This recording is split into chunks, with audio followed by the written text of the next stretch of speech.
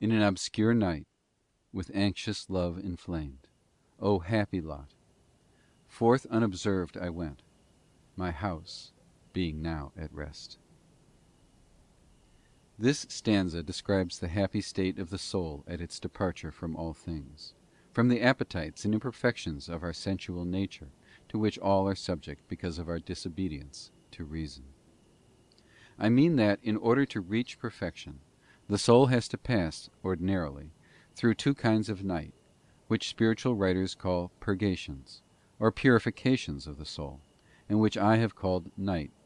because in the one as well as in the other, the soul travels, as it were, by night, in darkness. The first is the night, or purgation of the sensual part of the soul, treated of in this first stanza, and described in the first part of this book. The second is the night of the spiritual part,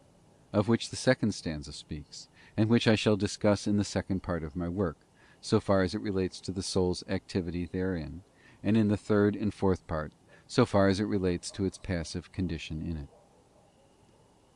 The meaning of the stanzas, then, is, that the soul went forth, led of God, through love of Him only,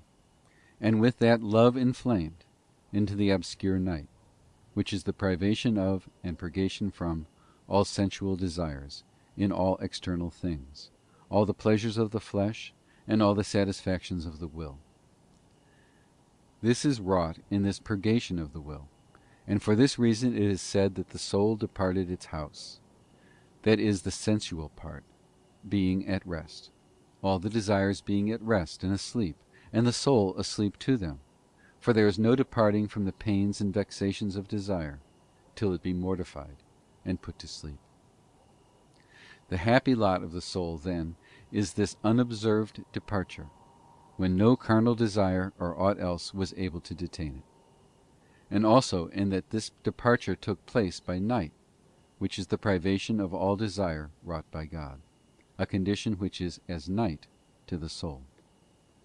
The happy lot of the soul then consists in being led by God into this night, from which so great a blessing results, but into which it could not have entered of itself,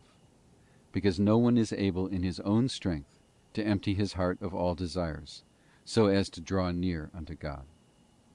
This is the meaning of the stanzas. I now proceed to explain each line of it separately, and to discuss the subject of this book.